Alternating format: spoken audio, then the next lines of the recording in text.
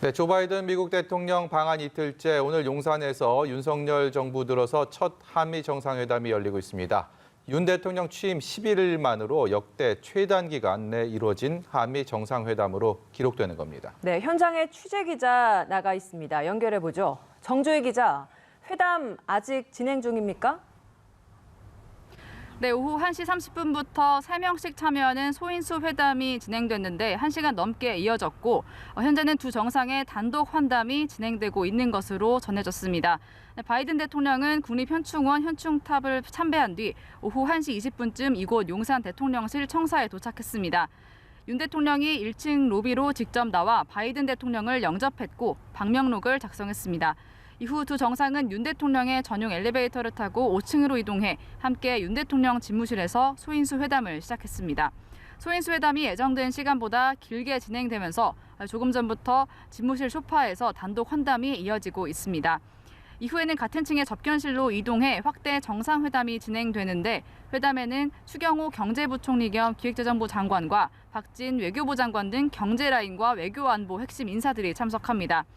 두 정상은 소인수 회담부터 단독 회담을 거쳐 확대 회담까지 총 1시간 30분 정도 이야기를 나누게 되는데요.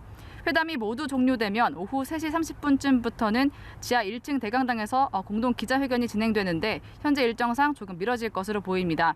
미국 기자 2명, 한국 기자 2명이 각국 대통령의 지목을 받아 질문을 하게 됩니다. 두 정상은 이후 만찬장인 국립중앙박물관으로 이동을 합니다.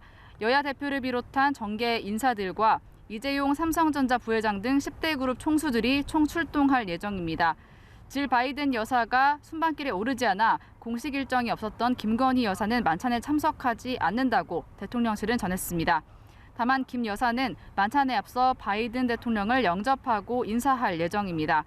바이든 대통령은 내일 윤 대통령과 함께 오산 한국항공우주작전본부를 방문해 한미 연합작전을 수행하는 장병들을 격려하며 2박 3일의 방한 일정을 마무리합니다. 네, 윤 대통령과 바이든 대통령의 회담 테이블 위에 오를 의제들도 관심입니다. 어떤 논의들이 오가고 있을지 짚어주시죠. 네, 양국의 공통 핵심 의제는 크게 북한 도발에 대한 대응, 경제 안보 협력, 국제 이슈에 대한 협력입니다. 어제 양국 정상의 반도체 공장 시찰에서 엿볼 수 있었듯이 이번 회담의 최우선 관심사는 경제 안보 협력과 기술 동맹이 꼽힙니다. 반도체와 전기차 배터리 등 첨단 기술 연구 개발과 글로벌 공급망 체계에서 협력 체계를 구축하는 방안이 집중 논의되는 것으로 보입니다. 미국이 주도하는 새로운 통상협력체인 인도태평양 경제 프레임워크 IPEF에 우리나라가 참여하는 것도 공식화될 전망입니다.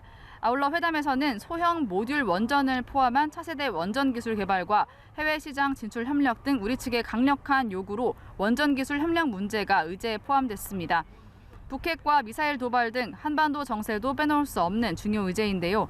양국은 강력한 대북 억제력을 담은 액션 플랜을 공동선언에 반영할 것으로 보입니다. 이 밖에 국제 현안으로 우크라이나에 대한 지원 방안, 북한에 대한 인도적 차원의 방역 지원 등도 논의 테이블에 올랐을 것으로 전망됩니다.